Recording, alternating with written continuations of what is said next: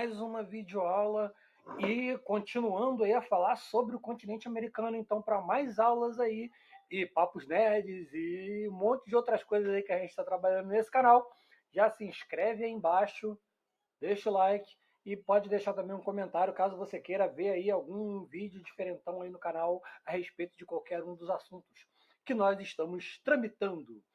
E dessa vez a gente vai estar falando de aspectos populacionais do crescimento.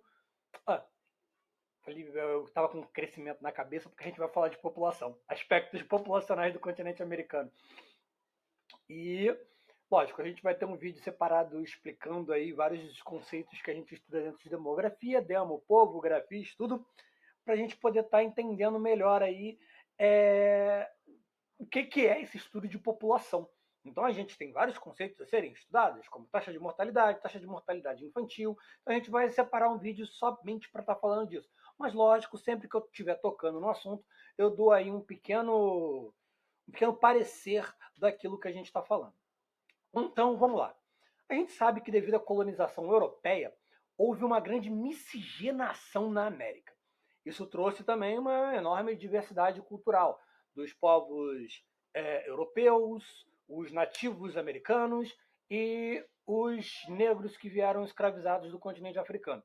Logicamente, essa miscigenação de que se é tanto falado aí é um assunto complicado a gente estar trabalhando isso, porque, tipo, branco, preto, índio, asiático mesmo também, que misturou tudo entre aspas, a gente sabe que o peso total da cultura que a gente emana é europeia, tá? É do branco europeu a maior parte da cultura que a gente possui aí. O que eu fiz aqui de besteira aqui? Sai. Pronto, voltei, gente. Desculpa aí. Fiz uma besteira aqui na hora da gravação. Então, vamos lá. Quem somos nós americanos? Brancos, pretos, indígenas, asiáticos e tudo mais misturado? Bom, vamos por partes aí, como já dizia Jack Stripador. Tá me vendo bonitinho? Então, né? Os povos pré-colombianos, eles sofreram não só fisicamente com a invasão europeia, mas também com a influência de culturas e costumes deixados aqui. Então a gente está falando aí de um etnocídio, tá? Da morte da cultura indígena, basicamente. Você não vê. A gente tem camuflado aí vários aspectos da cultura indígena no nosso dia a dia, mas são tão mínimos e tão pequenos e muitos a gente nem conhece, com algumas palavras. Por exemplo, a palavra carioca, que nasceu lá no centro do Rio, cari vem de branco e oca vem de casa. Quando os populações indígenas falaram lá, caraca, isso aqui virou casa de branco, mano, só tem português nessa parada, português que não acaba mais. Então, cari, oca, casa, cari, branco, no tupi. Então, olha, vamos lá. A gente sabia que esses povos sofreram pra caramba aqui, inclusive em relação a doenças, um monte de doenças que eram desconhecidas aqui no continente americano. Essas doenças mataram diversos índios, né? Então, você sabe. Mas não custa lembrar. Pré-colombiano são aqueles que já ocupavam as Américas antes do Cristóvão Colombo. Eu ia falar descoberta, mas descoberta entre muitas aspas, porque a América não foi descoberta porcaria nenhuma, porque já tinha gente aqui, né? Foi invadida. Então foi invadida e essa primeira invasão aí, essa descoberta, essa primeira invasão aí é do navegador europeu Cristóvão Colombo, por isso que a gente fala pré-colombiana. Até nisso a gente dá moral pra essas porcarias desses caras. Mas enfim. Africanos, asiáticos e outras nacionalidades trouxeram também diversidade, mas também por que não dizer que essa diversidade trouxe também uma imensa mistura de costumes, fazendo com que o continente americano desenvolvesse uma nova diversidade étnica cultural. Muitos livros aí vão falar do termo caldeirão cultural, certo? Tipo, a gente tem religiões exclusivas que surgiram aqui no continente americano graças a essa mistura. Por exemplo, a Umbanda, criada no Rio de Janeiro, é uma religião de matriz africana que existe, foi criada aqui no Brasil, certo? Sendo assim, a gente divide, como a gente já falou em outros vídeos aí, em termos de diversidade étnica e cultural, em termos de tipo de economia até também. A gente viu aí que a gente costuma dividir a América em duas, né? Tem até um vídeo falando sobre isso, que você pode procurar aí no canal, América Latina e América Anglo-Saxônica, certo? Então, vamos lá. Lembrando aí, América Latina compreende os países que têm como principal característica o idioma originado do latim. Porém, a gente tem alguns países inseridos dentro da América Latina que não falam uma língua derivada do latim, como português, espanhol, francês. A gente tem a Jamaica, por exemplo, que fala o inglês, não é derivado do latim, mas a gente comumente coloca a Jamaica na América Latina por conta que a gente, essa regionalização, ela também... O microfone caiu. Eu tô com o microfone novo. Bati aqui na mesa, o microfone caiu. Calma aí, deixa eu ajeitar. Então, essa regionalização, ela também é, como eu disse, econômica, né? Então, a América Latina comumente é ali México, a América Central e a América do Sul, que a gente coloca aí. Com esses países que se originaram a língua, né, se originou do latim. E a América Anglo-Saxônica, por sua vez, são aqueles que foram colonizados pelos povos anglo-saxônicos, os ingleses, os britânicos. Portanto, a língua inglesa é mais utilizada nos países da América anglo-saxônica, que é o Canadá e Estados Unidos. Lembrando que o Canadá tem dupla colonização, a gente vai ter um vídeo falando sobre o Canadá. O Canadá também tem como principal língua, língua oficial, o francês. Graças a essa dupla colonização é que a gente vai tramitar melhor em um vídeo falando sobre o Canadá. Então, estamos falando de população. A distribuição da América ela é desigual em termos de população. Isso é devido às características climáticas, que a gente também falou no vídeo lá de apresentação do continente americano, dá um pulo lá para ver.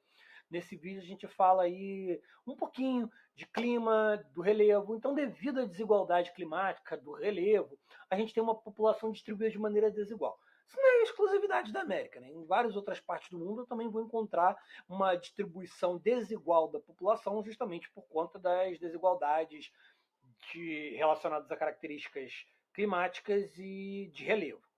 Então, a costa leste é a mais povoada, onde a gente vai ter a concentração de indústrias, as indústrias e o comércio. Então, essa área vai ter um relevo plano e vai ter uma densidade demográfica maior. Lógico, também a gente vai ter as características sendo mudadas em termos de população, de desigualdade, em relação a áreas mais industrializadas do que outras. Então a gente vai ter áreas sendo atrativos populacionais, onde a galera vai migrar, né? Vai sair de uma área e ir para outra, porque é uma área mais industrializada do que outra. Então, vamos lá entender que a gente também está falando de desenvolvimento econômico. E o crescimento ele também é desigual em relação aos países, pois os países subdesenvolvidos possuem taxas mais elevadas de crescimento do que os países desenvolvidos. Então, Canadá e Estados Unidos, apesar dos Estados Unidos ter uma população gigantesca, eles ser um dos países com a maior população do mundo, mas também vamos levar em consideração o tamanho dos Estados Unidos. Os Estados Unidos também é um dos maiores países em tamanho do mundo. Mas o Canadá, que é maior do que os Estados Unidos, possui uma população muito pequena em relação ao seu território. Mas, enfim, a ideia é essa que eu estou falando com vocês. Não só na América, mas no mundo inteiro. Os países desenvolvidos têm uma taxa de natalidade menor do que nos países subdesenvolvidos. Então, eu tenho um crescimento. Lógico, tem diversos motivos para isso. Se a gente estiver falando de Europa, por exemplo, um dos motivos é a inserção cada vez maior da mulher dentro do mercado de trabalho, onde a mulher vai, por escolha, ter menos filhos, vai ter um filho só, vai casar mais tarde, vai utilizar pra caramba os métodos contraceptivos para não ter esses filhos e, logicamente, a gente não vai ter uma alta taxa de natalidade. A gente vai ter informação, tecnologia, tudo isso num país desenvolvido. Ó, no século XIX, principalmente, como eu disse aí, nos Estados Unidos, passou por um grande período de crescimento. Assim, a gente tem o crescimento populacional dos Estados Unidos também devido à vinda de muitos imigrantes para dentro dos Estados Unidos. Houve uma significativa melhora nas condições de vida da população e redução das taxas de mortalidade. A qualidade de vida também vai fazer com que a população não morra tanto aí em relação à doença, tá? que quando a gente está falando aí de taxa de mortalidade, principalmente a gente está falando de saúde. Então, no século XX, alguns fatores como os cuidados dentro do planejamento familiar, a inserção da mulher no mercado de trabalho, como eu disse, o alto custo de ter uma família fez com que as taxas de natalidade diminuíssem. Aliado a esse fator, houve um rigoroso controle da entrada dos imigrantes. Lembrando aí, a gente tem divisão, imigrante, no vídeo de população, a gente vai trabalhando esses assuntos. É esses conceitos que eu falei com vocês que a gente ia trabalhar, porque eu tô falando imigrante, a galera que tá saindo de um país e entrando dentro dos Estados Unidos. Tipo, vamos lá, se eu sair do Brasil, eu vou ser tanto um imigrante quanto um emigrante. Pro Brasil, eu vou ser um imigrante, porque eu tô saindo do Brasil. E pro lugar que eu tô entrando, eu tô um emigrante. Minto, errei tudo. Eu tô saindo do Brasil, eu sou um emigrante. E o lugar que eu tô entrando, eu sou um imigrante. Isso é migrações, tá? Então, emigrante, eu tô saindo, certo? Então, se eu sair do Brasil e morar nos Estados Unidos, para o Brasil eu sou um emigrante. E para os Estados Unidos eu sou um imigrante. Entrada, saída. Exportação, importação, vamos lá. Então, já na América Latina, aconteceu o oposto. Quando nos países ricos o número de habitantes passou a ser controlado, nos países da América Latina, não só, estou falando, né, mas no mundo inteiro também é assim, houve uma explosão demográfica, aliado a uma grande taxa de natalidade. E as condições de higiene melhoraram, o tratamento de esgoto. Então a gente tem uma enorme taxa de natalidade e a gente tem uma queda na mortalidade. E aí a gente tem uma população astronômica. Mas será que o crescimento está relacionado. O crescimento da população, né? Está relacionado à pobreza? Então, é notadamente comprovado, tá? É comprovado que os países pobres, os países subdesenvolvidos, possuem uma característica em comum. O número de filhos por família geralmente é alto. Muitos especialistas eles vão acreditar que o crescimento demográfico é uma das causas do subdesenvolvimento na América Latina.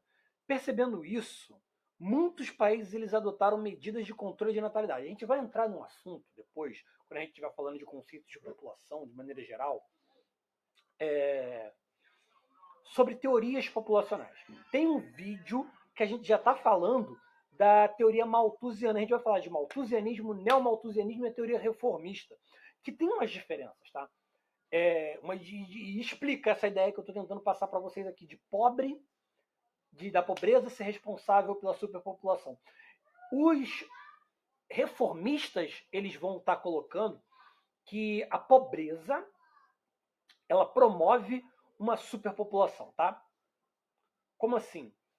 Eu não tenho investimento em educação, não tenho investimento em saúde, o pobre então não tem uma qualidade de vida, não tem informação, não tem um monte de situações que vão promover com que ele fique pobre e multiplique-se em relação ao filho. Então, se eu der educação para a população mais pobre, essa população por si só, em um momento, vai parar de fazer tantos filhos, porque a gente vai ter uma educação melhor, um planejamento familiar por parte dessas pessoas. Para os malthusianos, não é a pobreza que está gerando a superpopulação, isso é a superpopulação que está gerando a pobreza. Então eu tenho que aplicar medidas contraceptivas em relação a essa população, fazendo com que essa população não tenha tantos filhos. Tá dando para entender? Então, qual a ideia que você tem a respeito disso? Será que é a superpopulação que gera a pobreza ou é a pobreza que gera superpopulação?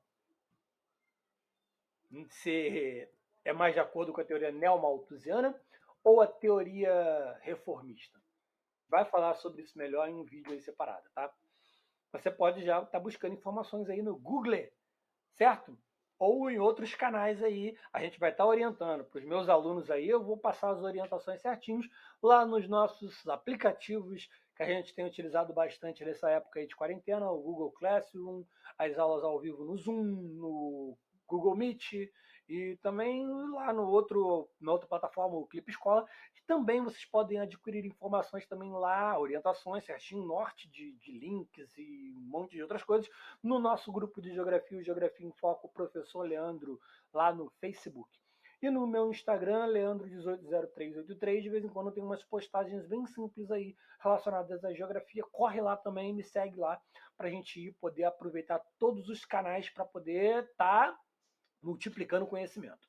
Bom, os aspectos populacionais irão definir, inclusive, a qualidade de vida de um povo, conforme a gente falou aí.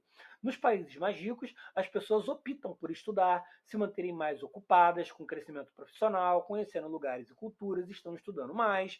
Então, isso reflete no número de filhos. Aí entra, como eu disse para vocês, aquela ideia da teoria reformista. E se os países subdesenvolvidos tivessem todo esse aparato, uma melhor estrutura em termos de educação, em termos de crescimento profissional, e lógico, aí a gente depende do Estado, tem outros fatores em relação a isso.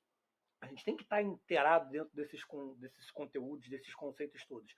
Então imagina se a gente tem uma estrutura melhor em relação à educação. Será que a gente teria as pessoas optando por estudar, se manterem ocupadas no crescimento profissional? As mulheres estariam empenhadas dentro do mercado de trabalho, em sua maioria nos países mais pobres, assim tendo um nível de escolaridade maior e assim fazendo menos filhos? Porque olha só, também fazer poucos filhos acaba gerando problemas. Eu tenho alguns países europeus que alguns governos eles tentam promover a população fazer filho, tá? Tem até uns países, a gente vai estar falando isso num vídeo sobre o continente europeu, a gente vai falar sobre a população da Europa, a gente vai falar de populações específicas de diversos lugares do mundo. Então, dentro aí da ideia de alguns países europeus, a gente tem alguns países investindo dinheiro público na população para a população fazer filho. Tipo, você fez um filho, ganha lá um dinheiro, ganha uma mesada lá, um dinheiro para poder fazer filho. Lembrando, a gente também vai bater de frente em relação à xenofobia, a aversão ao migrante que os Estados Unidos possuem. Lembra lá que eu falei lá um pouquinho mais cedo nesse vídeo aqui que os Estados Unidos eles me colocaram restrições a migrantes? Então, xenofobia é a aversão ao migrante. Eu não quero que um cara de outro país venha morar no meu. E eu vou ter várias justificativas para isso. O cara vai vir aqui para tomar o emprego de quem realmente é daqui. Eu não quero misturar, a gente vai ter racismo envolvido nisso. Enfim. Bom, a gente sabe que nos países subdesenvolvidos, nem todos têm acesso à educação. Mulheres sem orientação vão engravidar mais cedo, muito cedo, deixam de estudar e acabam engrossando a taxa de natalidade do país. Porém, de pobreza, principalmente nos países onde a razão principal dos problemas sociais, cara, é a má distribuição de renda. Então, eu não vou opinar, mas vou opinar assim, eu sou mais a favor da teoria reformista aí. Sou muito voltado à ideia de que o Estado deva promover medidas de castração, vamos dizer assim, pesado, né? Da população. Tipo, a mulher teve 2 filhos, já é obrigada a fazer lá a ligação. Ligação lá das trompas lá para poder não ter mais filho. Ela teve filho muito nova. Então, eu acho que essas medidas é meio pesado, o Estado interferindo diretamente nesse esquema para impedir a população de fazer filho. Inclusive, o primeiro teórico em relação à população, o Malthus, como a gente falou aí da teoria malthusiana, que ele pensa em. Tem aí um videozinho, você pode ver aí, que eu até faço a similaridade do Thomas Malthus com o Thanos. Por quê? O Thanos lá do cinema, né? O Thanos dos quadrinhos não. O Thanos do cinema, no filme dos Vingadores, ele tem aquela ideia de matar metade da população para que sobrasse recursos para a outra metade sobreviver com uma qualidade melhor.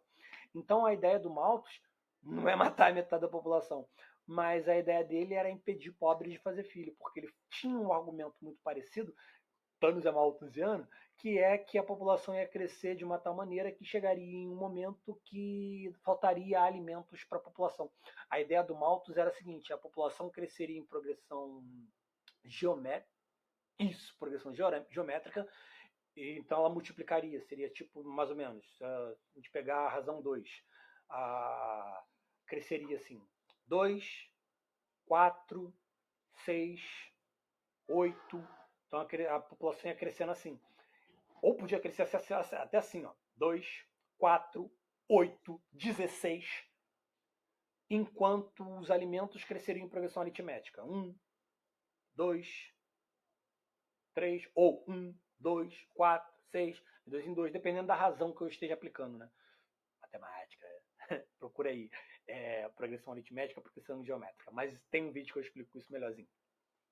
Mas, provavelmente, o professor de matemática aí já explicou para você também PA e PG.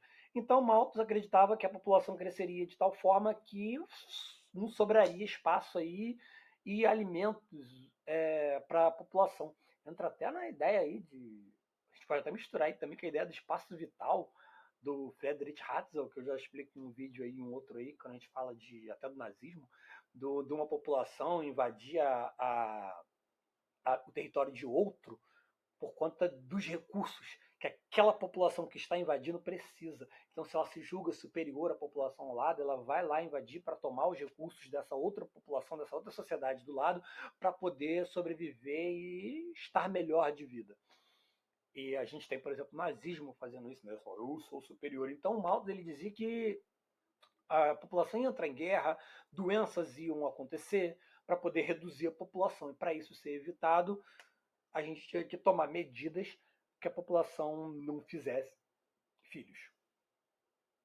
Eu acho que deu para entender aí mais ou menos a diferença da população da América anglo-saxônica e da América Latina, como é que é mais ou menos a população da América. A gente vai voltar nesse assunto e vai estar falando mais sobre essa população. A gente vai falar de aspectos culturais, mas não vamos nos alongar mais nesse vídeo aqui. Eu acho que deu para a gente entender mais ou menos alguns dos conceitos e critérios que eu queria passar para vocês a respeito de população dentro do continente americano, certo? Então, fiquem bem, mantenham-se em casa aí nessa quarentena quem puder e vamos estudando. Lembrando aí, galera, vamos ter um pouquinho em relação ao estudo, estudo precisa que você se organize, tá? Então vamos ter uma melhor organização aí nesses estudos aí que nós estamos fazendo. Galerinha do Enem, galerinha aí que está estudando em casa, melhorando a sua educação, procurando se informar mais. Então, quem está aí promovendo uma pesquisa que o seu professor passou e acabou encontrando no meu canal, vamos lá ter uma organização melhor aí nos estudos para a gente poder absorver melhor a educação e votar melhor e acabar transformando a nossa sociedade num lugar melhor de se viver. Até a próxima aí, gente. Fiquem com Deus.